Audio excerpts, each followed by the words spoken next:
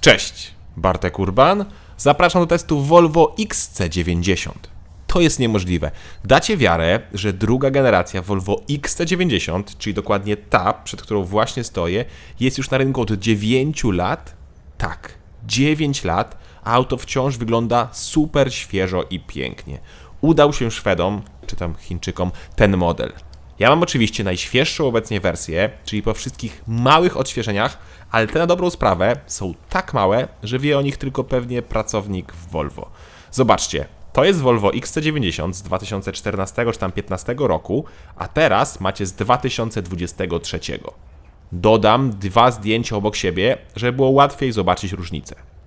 Z tyłu jest nieco łatwiej, bo tutaj z tego co widzę, to zniknął wydech i chyba to wszystko. Chociaż jeszcze w 2022 roku wydech był wyeksponowany, więc być może jest to jakaś opcja lub akcesorium do wydechu. Właśnie, bo ja miałem nieco inny wygląd, ponieważ nie miałem chromów, tylko wszystkie te elementy były pokryte czarnym kolorem i jest to motyw dark, czyli ciemny, który miałem razem z wyposażeniem Ultimate, czyli tym najwyższym. No przyznacie, że XC90 wygląda świetnie, jest tak elegancko i lekko narysowana, że nie sposób powiedzieć, że jest to niemal 5-metrowe auto. Poważnie, wymiary XC90 to 4953 mm długości, 2008 mm szerokości z lusterkami złożonymi oraz 1771 mm wysokości. I tą wysokość w opcji można zwiększyć, bo jest pneumatyczne zawieszenie za 11 500 zł, dzięki któremu możemy zwiększyć prześwit z 21 do niemal 26 cm.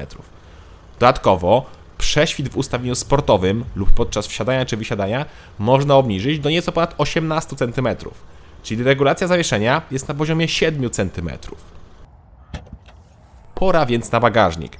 I tutaj też jest magiczny przycisk, dzięki któremu możemy obniżyć tył auta w celu łatwiejszego załadunku. Trzeba tylko uważać, żeby się potem w klapę nie walnąć, bo jednak tyłek sporo opada.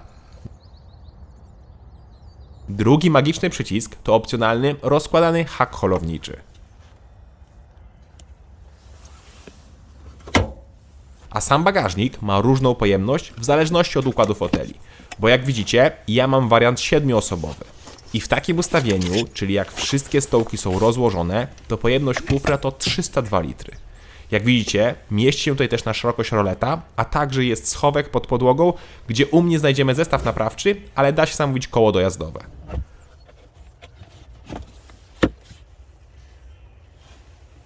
Po złożeniu trzeciego rzędu mamy do dyspozycji 680 litrów, co jest podobno tylko o 29 litrów mniej niż odmiana 5-osobowa. Z tyłu znalazłem też haczyki na zakupy oraz gniazdo pod zapalniczkę.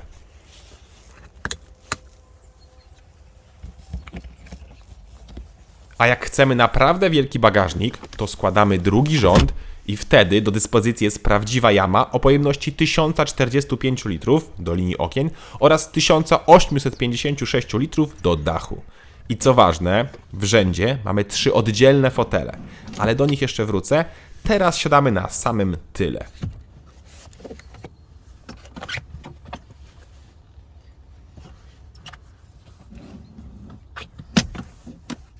Tutaj, przy pełnym odsunięciu drugiego rzędu, nie mam miejsca na nogi, ale na szczęście da się te fotele przesunąć.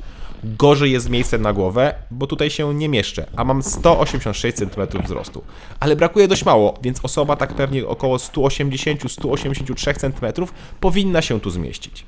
Klasycznie mamy nogi nieco wyżej, jest troszeczkę za wysoko, ale nie jest źle. Jest też schowek, miejsce na poje czy nawiewy oraz głośniki. Nieźle jak na trzeci rząd. Oczywiście dużo lepiej jest w drugim rzędzie, bo tutaj mamy regulowane fotele i to zarówno zwiększymy lub zmniejszymy miejsce nogi, jak i możemy pochylić oparcie. Tutaj jest bardzo wygodnie. I zobaczcie, że mam miejsce na nogi, nawet jak maksymalnie przesunę kanapę do przodu. Tak jak mówiłem, mamy 3 oddzielne fotele, ale niestety ten w środku nie ma Isofix-a i jest węższy niż pozostałe.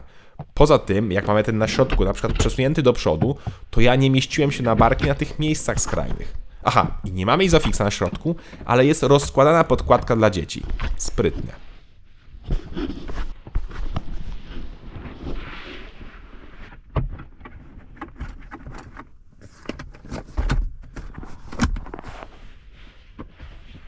Z tyłu mamy też podłokietnik z miejscami na napoje, są oddzielne nawiewy, gazetowniki, złącza czy rolety. no jest naprawdę wygodnie.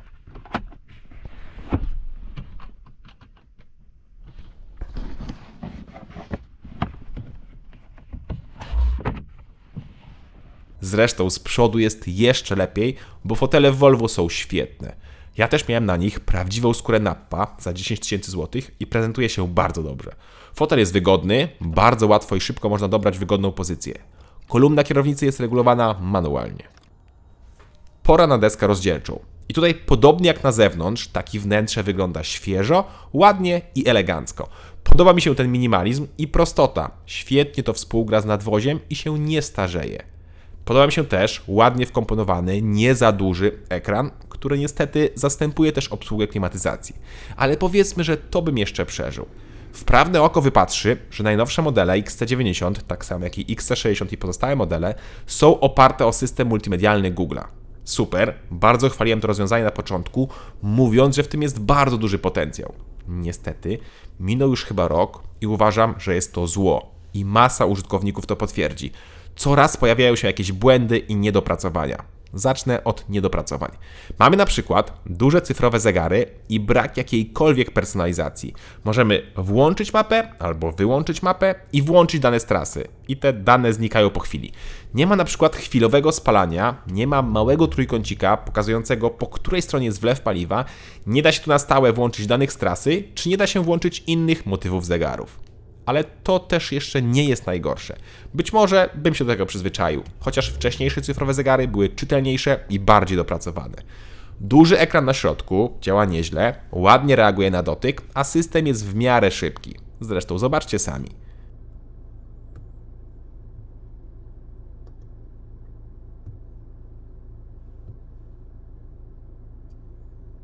Jedyne opóźnienie, które miewałem, było na najważniejszej rzeczy, czyli na obsłudze klimy.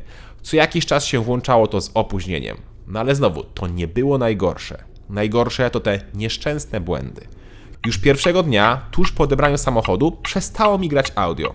Tak, cudowny, opcjonalny zestaw Bowers & Wilkins za 14,5 tysiąca złotych przestał grać na każdym źródle audio.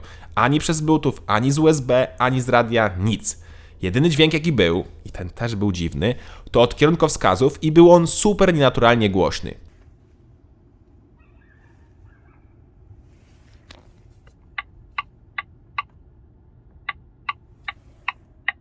Gasiłem i odpalałem ponownie, dalej to samo. Jak auto postało parę godzin tu w garażu, to po ponownym odpaleniu przeszło. Potem przeczytałem na jednym z forum, że w takiej sytuacji trzeba zresetować system przez jednoczesne długie wciśnięcie przycisku na środku i tego od głośności. I system potem się resetuje.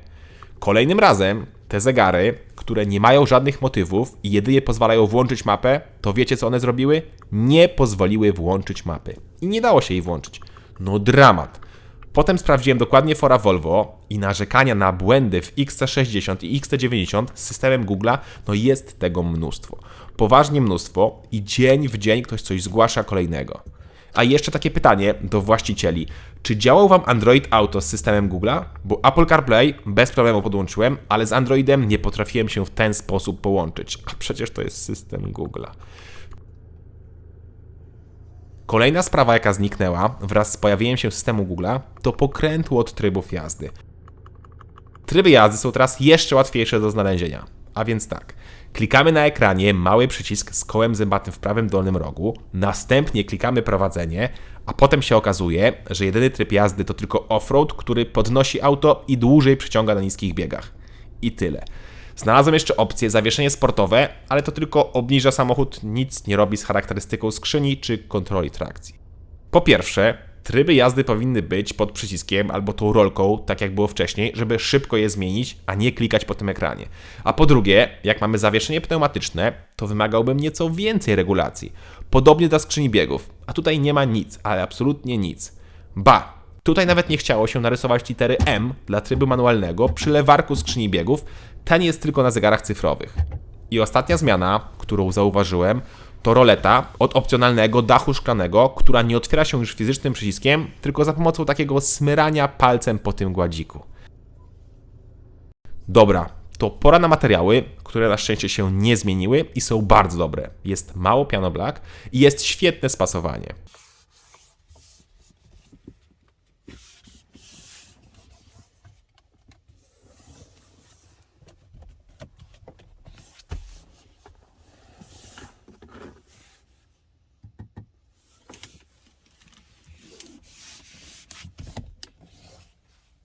Bardzo ładnie, więc rzućmy okiem na schowki, a potem zajrzymy pod maskę.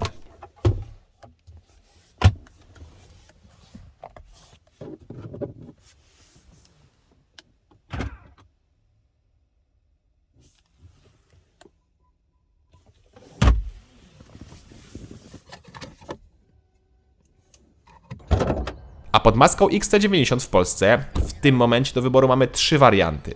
Jeden diesel, jedna benzyna i jedna hybryda typu plug-in. Wszystkie silniki są dwulitrowe i mają kolejno 235, 250 oraz aż 455 koni. Ja do testu wybrałem najsłabszy wariant, czyli diesla o oznaczeniu B5 i mocy 235 koni.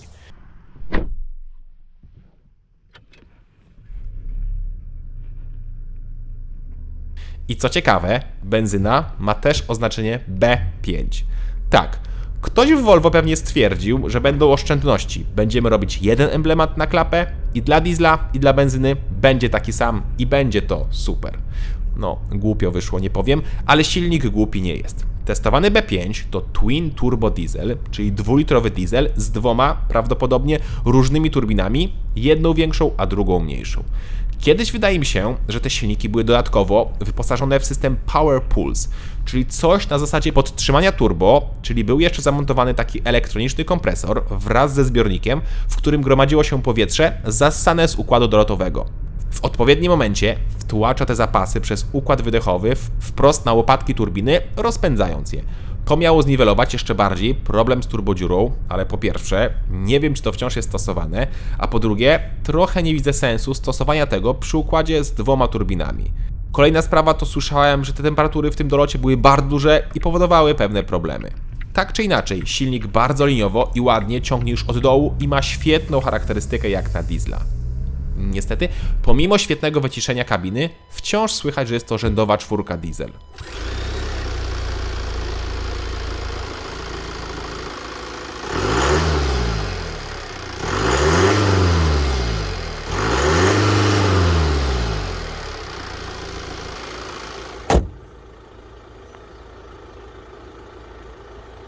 Na szczęście jak się silnik rozgrzeje, plus jak nie kręcimy silnika pod czerwone pole, to dźwięk jest bardzo mało zauważalny. A jak nam zadziała audio, to już w ogóle bajka, bo ten opcjonalny Bowers & Wilkins to jest chyba najlepsze audio w klasie. Poważnie, petarda. Niestety osiągi nie są petardą, ale w sumie nie ma się czego spodziewać. Przecież mamy 235 koni oraz 2,1 tony auta. Do tego jest napęd 4x4 oparty o Haldexa i 8-biegowy automat iSyn. Katalogowo do setki powinno być 7,6 sekundy, co jest o tyle ciekawe, że mocniejsza 250-konna benzyna powinna robić czas w 7,7 sekundy, czyli jest mocniejsza i wolniejsza. Dziwne. Pora więc sprawdzić diesla.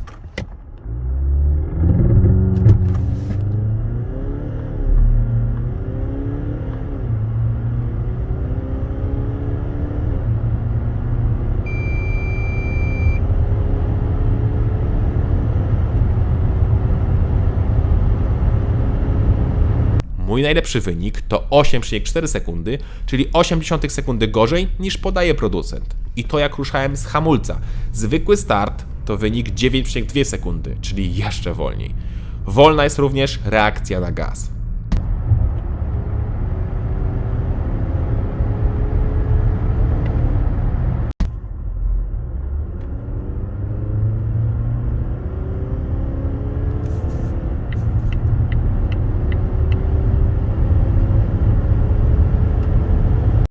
Skrzynia ma duże opóźnienie i tak jak mówiłem, brak jakichkolwiek trybów.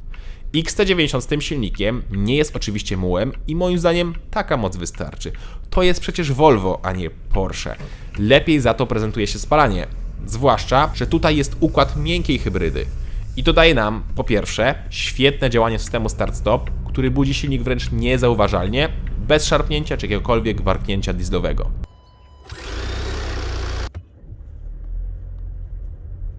No pięknie i błyskawicznie. Niestety nie możemy tego systemu start-stop wyłączyć, a przynajmniej ja nie doklikałem się do takiej opcji. A wracając do spalania, to w mieście oscyluje nam ono od 9 do 11, nawet 12 litrów, a na trasie przy 90 jest niecałe 7 litrów, przy 120 8,5, a przy 140 dobijamy już do 10. Nie są to rewelacyjne wyniki, ale złe też nie są. Bak paliwa ma 71 litrów, czyli jest całkiem spory jak na dzisiejsze standardy. Aha, i zapomniałem powiedzieć, że prędkość maksymalna tego, jak i każdego innego nowego Volvo, to 180 km na godzinę. I co ważne, auto jest świetnie wyciszone, chociaż ja też nie miałem zwykłego wyciszenia, bo miałem opcjonalne, laminowane szyby boczne i tylną, za 5000 zł łącznie. Ciekawe, czy bez tej opcji jest dużo głośniej. Skupmy się więc na komforcie, który nie jest aż tak dobry, jakiego się spodziewałem po pneumatyce, a to wszystko przez koła, czyli 21 cali o małym profilu daje po sobie znać i czuć nierówności. Cal mniej i byłoby idealnie. Ale tak jak mówię, zabrakło mi trybów jazdy i ustawień tej pneumatyki. Tak samo jak zabrakło mi nadal lepszych kamer w Volvo albo lepszego oprogramowania do łączenia tego obrazu. No widok z góry jest fatalny i poważnie ja nie potrafiłem zaufać tej kamerze. Okej, można zmienić widok, na przykład na sam tył, ale wtedy znowu jest tak szeroki kąt, że widać jak zagina się rejestracja. Bez sensu.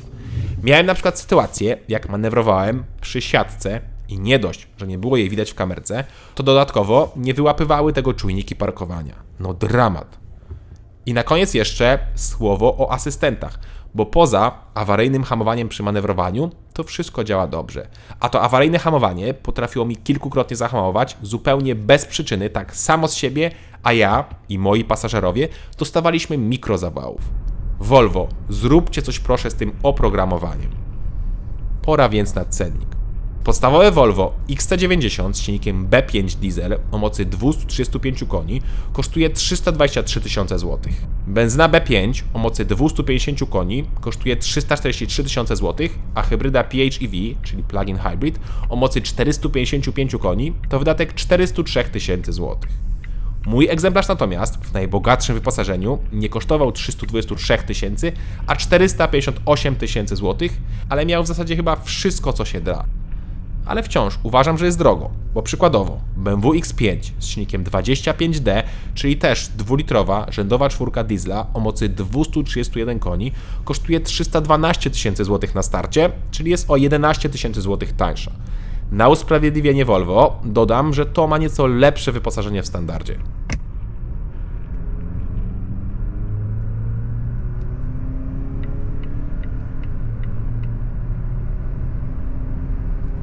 Mimo 9 lat na karku, po Volvo XC90 nie widać oznak starości.